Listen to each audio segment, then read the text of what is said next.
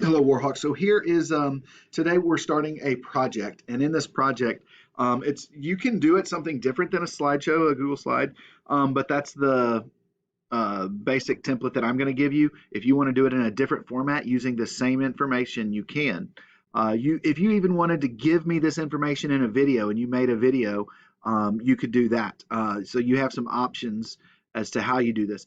I'm giving you this template to use, and I'm going to take you through this template and explain kind of what you put on each slide for your project. So you're going to do this project starting today, and you're going to work on it through a Tuesday. It is due on Tuesday of next week, the end of really getting close to the very end of the year. So, or this last few days of school.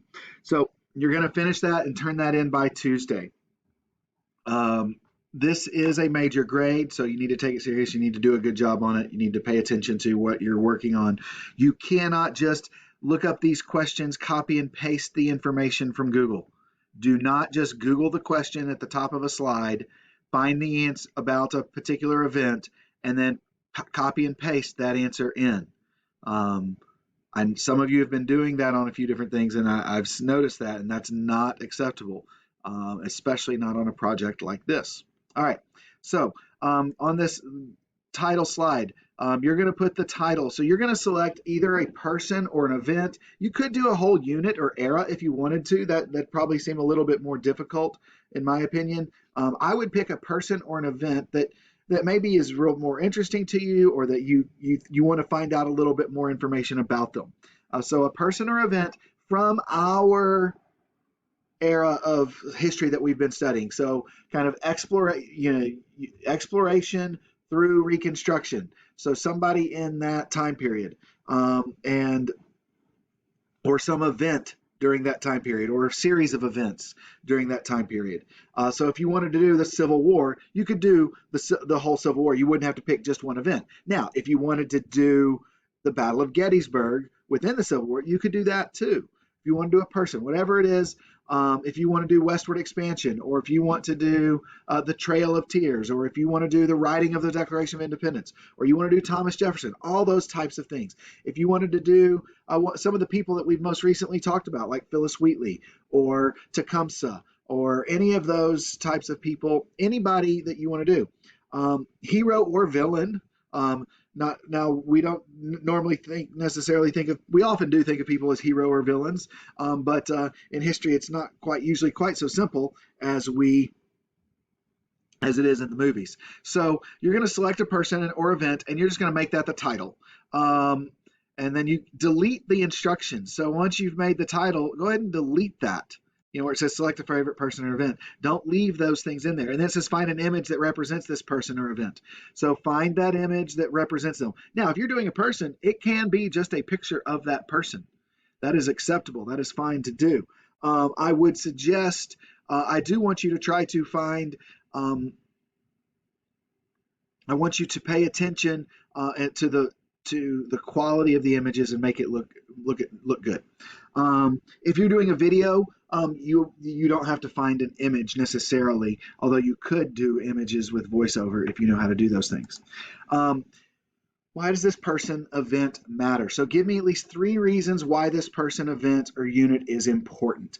Once again, you're going to delete these instructions. Now, if you want to put the title like significance, you can do that.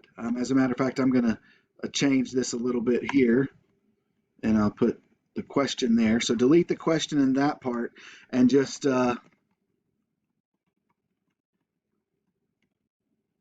if you want to put the title as significant, if you want to change it, you can, but this is what, that's what I'm looking for. So why are they significant? What were things that were important?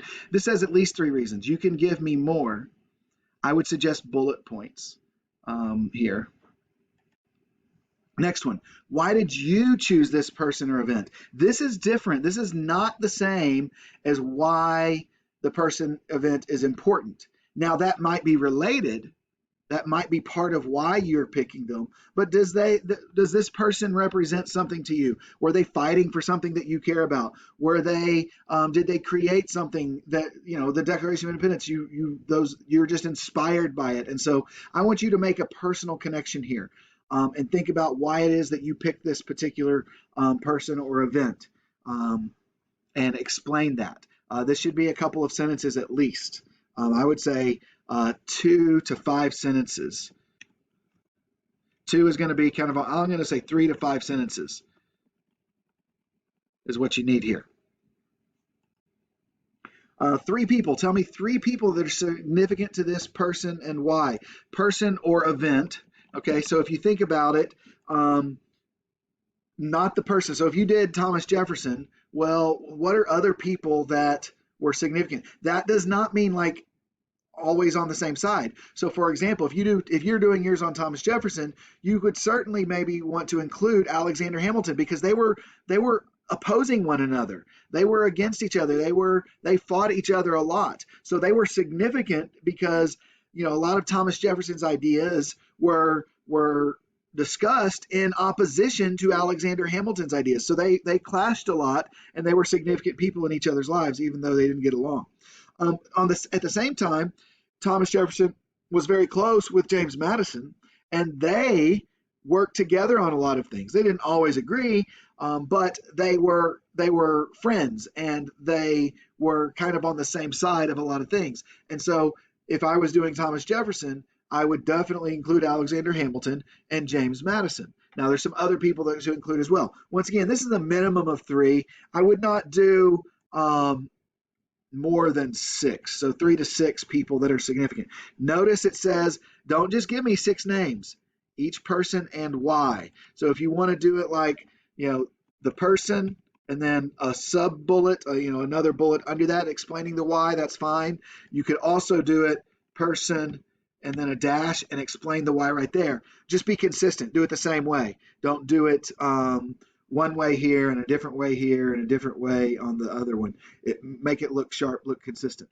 Then you've got this timeline here. So you've got to have at least 5, no more than 7. So I've got 5 on here.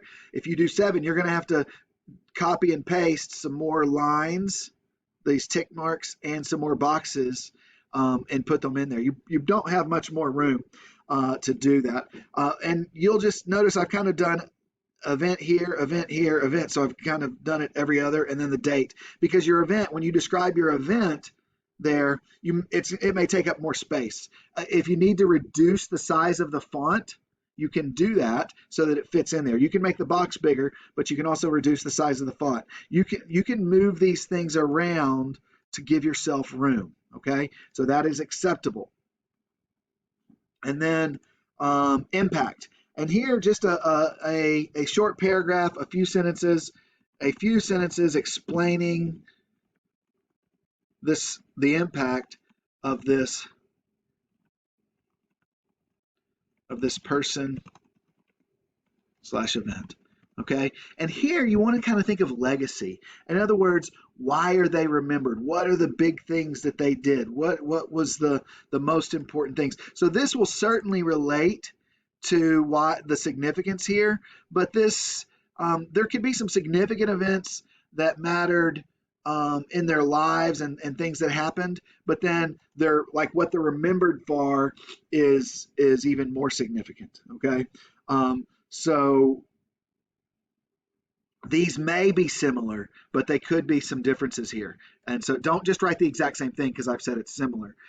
Explain kind of what they're remembered for here on the impact. Okay, that's what I'm looking for. So you've got 6 slides here. We're working on Wednesday, Thursday, Friday, Monday, and Tuesday. So you could almost do just 1 slide a day. You could do like your title slide and significance today, then why this person is important on Thursday, or why you chose it, why they're important to you. You could do the people that are important to them Friday. You could do your timeline Monday, and you could do your impact Tuesday and submit it and turn it in. So that's kind of how I would think about it and probably do this assignment. Each day, I'm going to have a discussion post for you to kind of explain what you've done this day on your project. So you can't, and you're going to have to just answer that each week. That's how each day. That's how I'm going to keep up with it. You're still doing your work each day and give you those checkpoints. Here's, have you done this? Have you done this? Have you done this?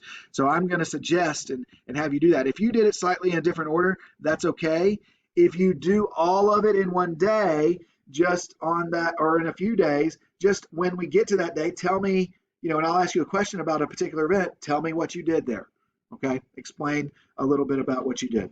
All right. Y'all have a great day. If you have questions about this, let me know.